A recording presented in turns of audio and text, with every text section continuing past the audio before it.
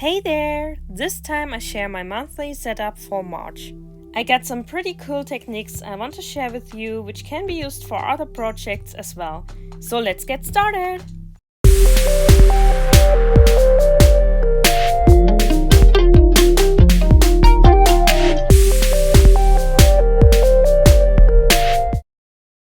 First, I start with a blank sheet of paper in white, which is A5 size, such as my planner. Next, I'm grabbing some Decotime ink pads in different green shades along with some leaf stencils, an ink blending tool and some painter's tape. Now I choose a leaf I want to have and cover the rest, especially the edges and parts from other leaves of the stencil by using painter's tape. I place the stencil where I want to have my leaf and use my ink blending tool to transfer the ink from the ink pad onto my paper.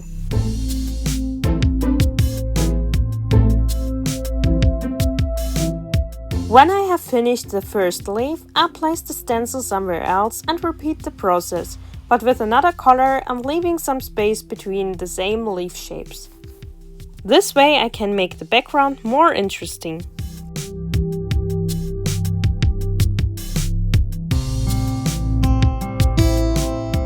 By the way, here are some tips. By applying less pressure, the leaf stays lighter.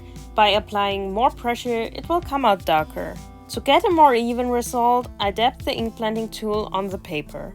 And to get a nice variety of colors, I would recommend using a light, a medium and a dark shade of green.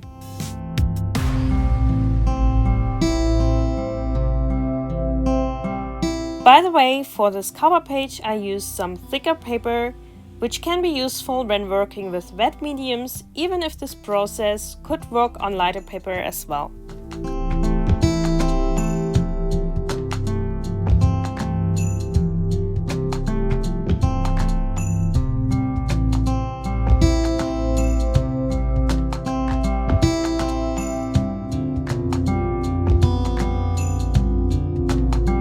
When I'm done with the leaf shape, I reposition the painted tape around the next leaf shape, if it is still working.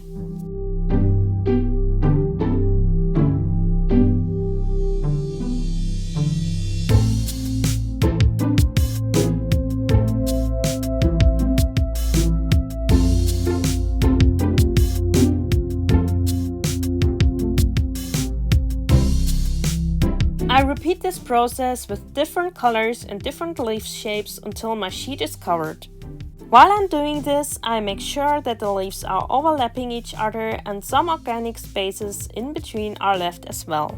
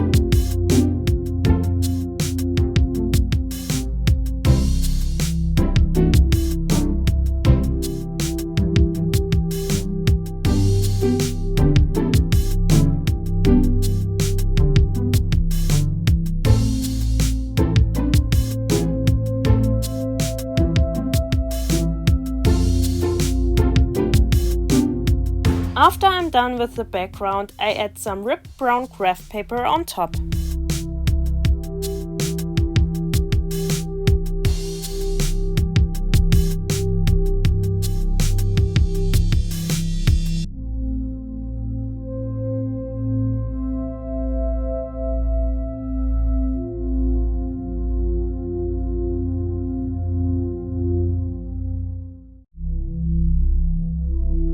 In addition, I place another piece of ripped paper, but this time it's white.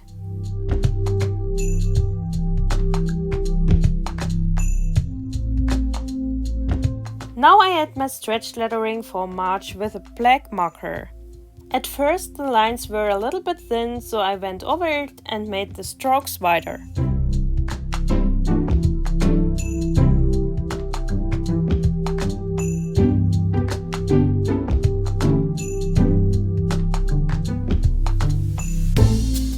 After that, I used double-sided tape to adhere to my cover, like I did with the brown craft paper as well.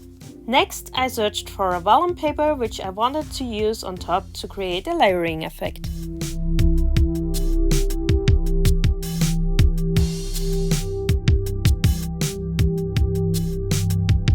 To find the right marker, I used a scrap piece of paper on which I tested them. This way I can ensure to find the right color. If you want an exact representation of how the pen looks in the end, test it on the same piece of paper you want to use. And of course, leave it to dry as well. To draw a leaf, start by drawing a curved line and mirror another one on the other side. Make sure the ends of the lines touch each other. In the middle, draw another slightly curved line. From this middle line, add more lines which go from the inside to the outside of the leaf.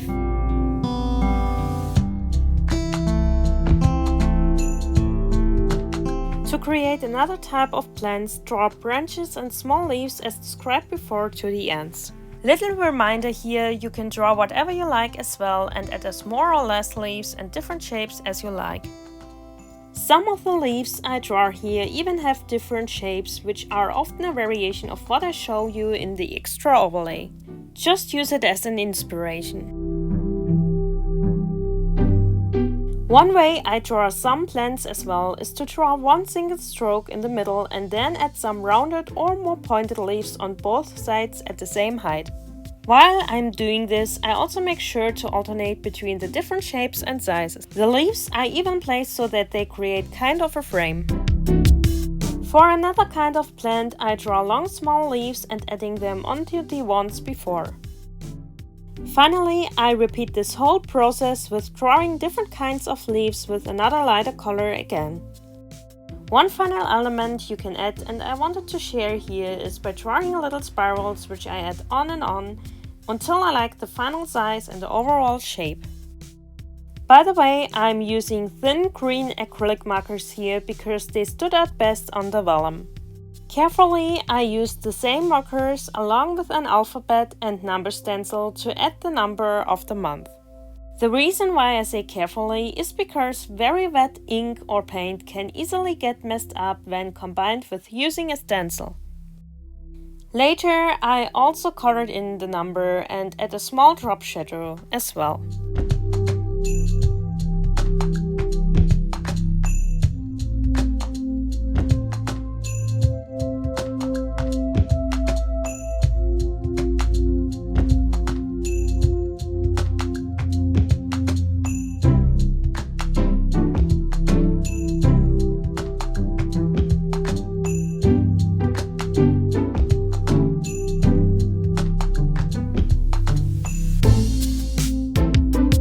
Now it was time to adhere the paper cover to my calendar pages by using double-sided tape. Therefore, I carefully tried to align the pages and later pressed them a little bit together.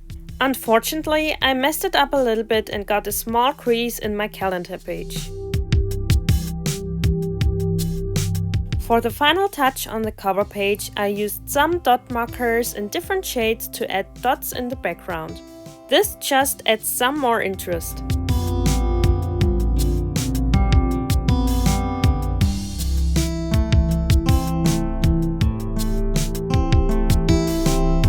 As far as decorating my spread goes, I use the light green dot marker to highlight the dates of the month. With another dot marker in a different color, I also highlighted the space where I want to place the days of the week.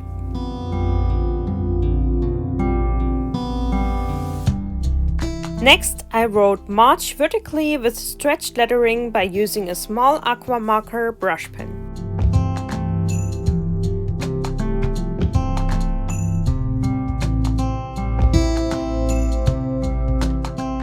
I used some ink pads again, along with some stamps to add more decoration. Somehow I forgot my large acrylic block, so I had to improvise and use a plastic box to stamp my clear stamps.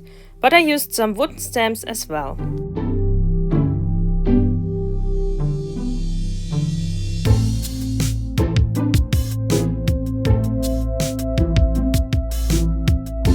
With a smaller acrylic block and clear stamps for the days of the week, I added them as header on top of my calendar spread. The light green dot marker I used again to highlight and section off some different parts for my monthly notes, such as to-dos, birthdays, or something to keep in mind for the next month.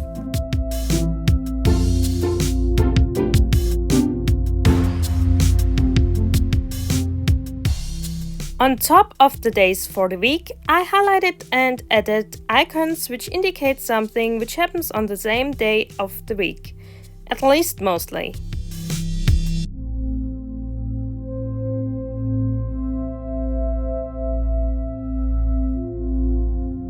To finish the spread, I letter the headers, add a drop shadow to the month, as well as icons to the spread and place some more stamps.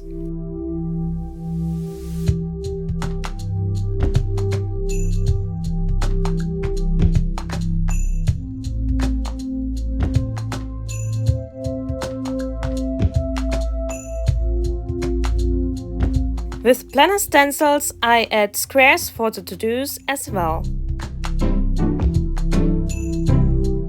Now I'm moving on to the last part, which is the weekly overview.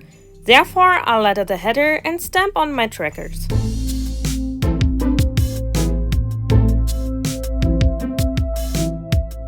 So here's a good tip. If you only want to stamp certain parts of your stamp, cover the not wanted parts with masking tape. Ink the stamp as usual and, most importantly, remove the tape before stamping. This way you only stamp the not covered parts.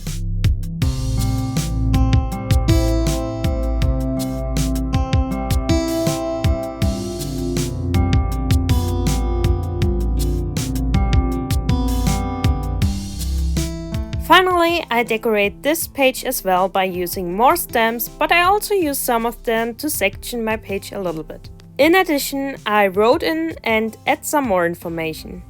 And now the whole spread is done.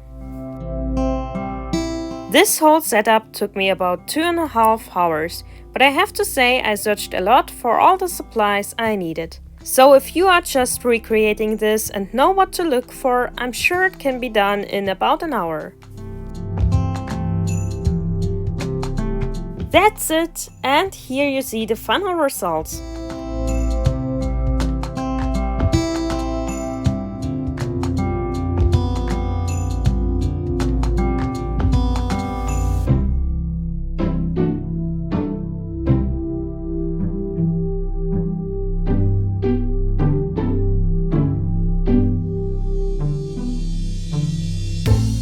If you enjoyed this video, I would be happy if you like, subscribe for more content like this, and see you next time. Bye!